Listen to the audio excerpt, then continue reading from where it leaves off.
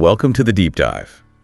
Today we're tackling a really significant topic, capital punishment, but specifically looking at it through the lens of the biblical sources you shared with us. That's right. We'll be exploring what the Old and New Testaments seem to say according to these materials. And our goal here isn't, to make our own judgments, legal or moral. Exactly.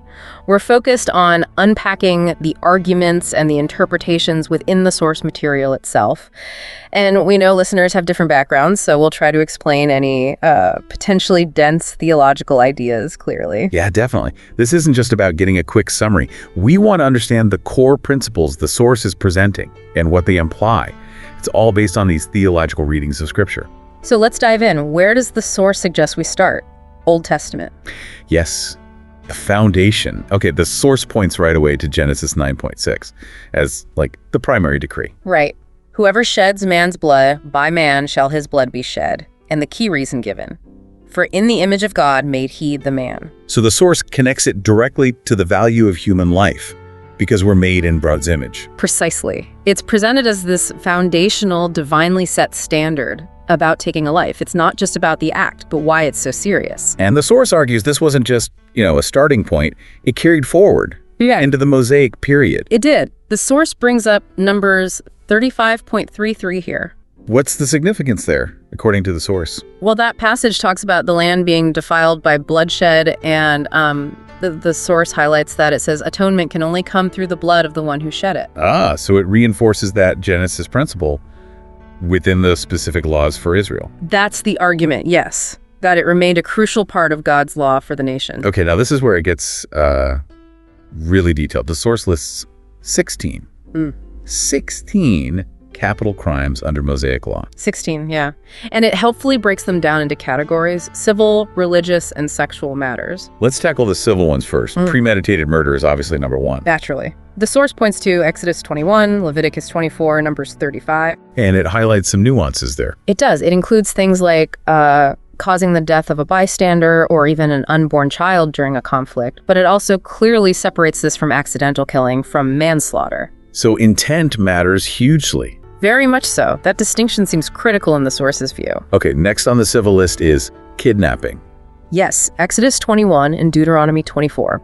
And the source uses a pretty powerful example to illustrate the gravity. Right, the story of the boy kidnapped and abused for years. Yeah, it uses that to underscore just how seriously this was viewed, suggesting perhaps that if it were treated with similar gravity today, well, it implies it might deter such crimes.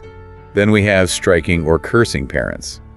That one probably sounds quite extreme to modern ears. It certainly reflects a very different social structure, doesn't it? Exodus 21, Leviticus 20 mandate death for it. And the source even notes Jesus referencing this. It does, referencing Matthew 15 and Mark 7, where Jesus seems to uphold the principle of honoring parents drawn from these older laws.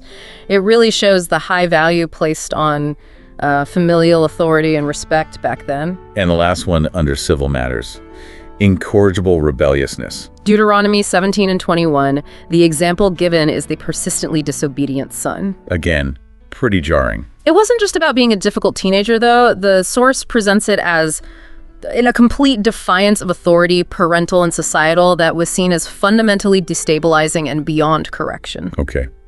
Let's shift gears to the religious offenses. Another long list here. Sacrificing to false gods is first. Exodus 22.20. For ancient Israel, this was, fundamental treason against their covenant with God. It struck at the core of their identity. Violating the Sabbath, too. A capital crime. According to the source, yes. Citing Exodus 35 and Numbers 15, the Sabbath was this huge sign of their covenant, a command for rest and worship. Deliberately breaking it was seen as a major offense against God's order. Then blasphemy. Cursing God.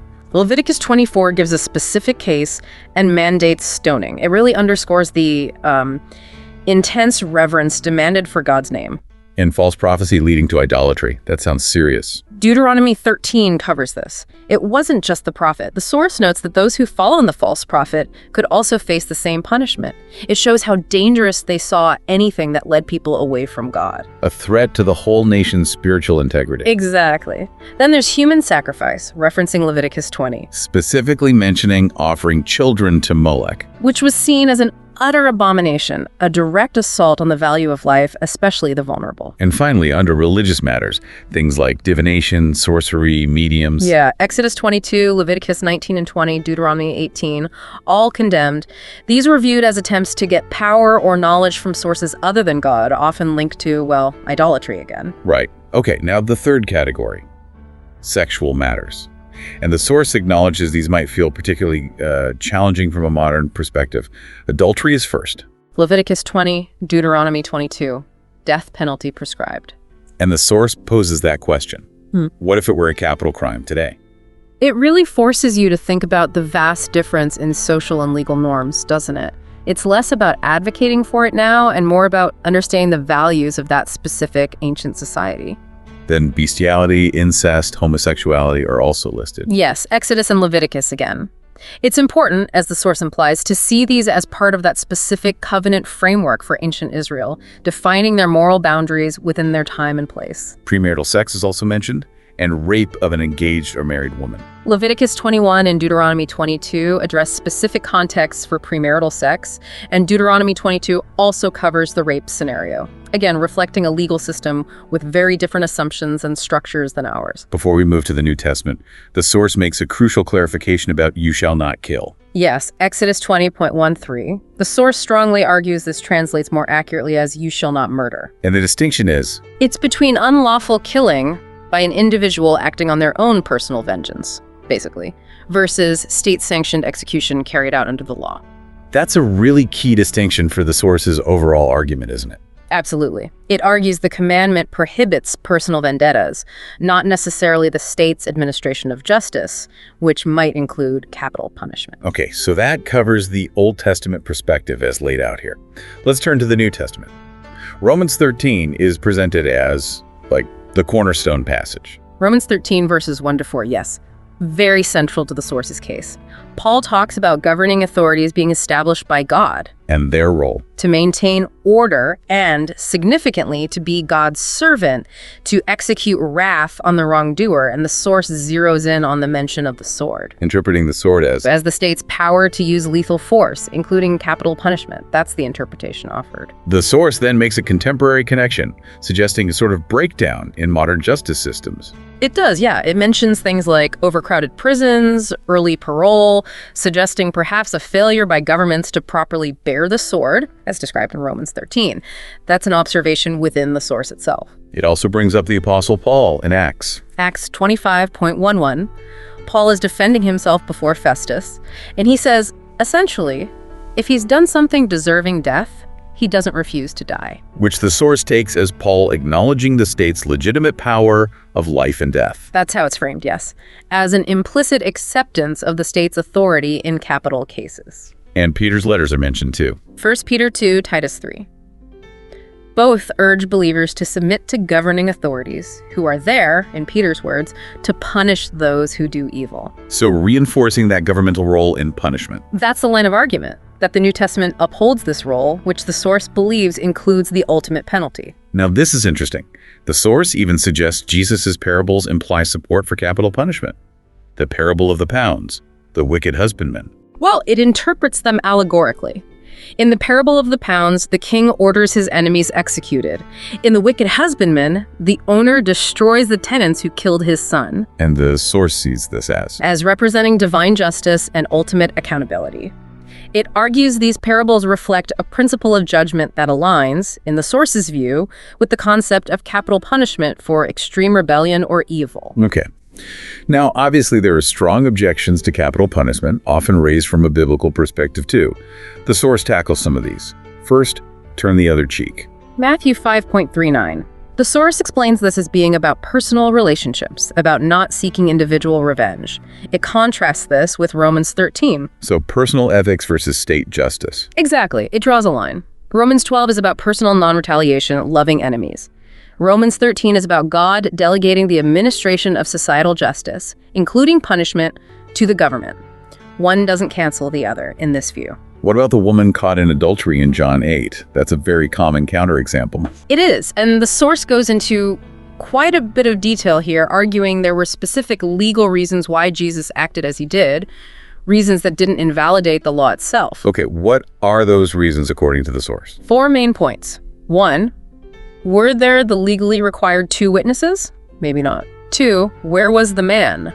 The law required both to be punished.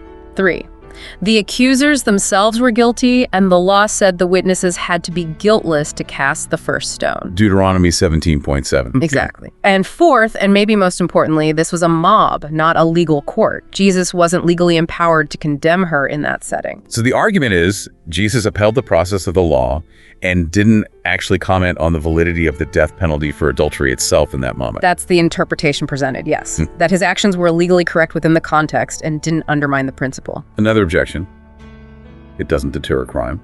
The source disagrees strongly. Very strongly. It points to Old Testament passages in Deuteronomy that explicitly say the purpose of public execution was so that others would hear and fear and not commit similar crimes. So deterrence was an explicit goal. According to those texts, yes. The source also cites examples like the fear that fell on the church in Acts after Ananias and Sapphira, or Paul's instruction about public rebuke in 1 Timothy. It even quotes Ecclesiastes 8.11. Which says, because the sentence against an evil deed is not executed speedily, the heart of the children of man is fully set to do evil, implying delayed justice encourages crime. okay, the final objection addresses that it's cruel, unusual, or just vindictive. The source counters this by framing the executioner not as someone acting out of malice, but as a neutral agent of God's justice carrying out the law. And the focus should be On the victim's suffering, not the criminal's execution. It uses the phrase, his blood be upon him, suggesting the executed person bears ultimate responsibility and is receiving their just deserts. right. So if we were to boil down the source's main points, It argues that both Old and New Testaments provide a basis for capital punishment, ordained by God for certain offenses, and importantly, to be carried out by legitimate government authority, not by individuals. and it tackles objections by offering specific interpretations of passages like turn the other cheek, or the story in John 8, arguing they don't negate the principle. That's a fair summary of the perspective presented in the material. It's certainly been a deep dive into a complex reading of these texts. Thinking about everything laid out here, the sheer range of offenses listed in the Old Testament, the New Testament arguments about government authority, it really prompts you to consider, what are the core values or principles about justice the source sees running through all this? And perhaps, how do these ancient perspectives make you think about crime and punishment conversations happening today? Definitely food for thought, inviting ongoing reflection on your own understanding and perhaps other sources you might explore. Absolutely. Well, thank you for joining us for this deep dive.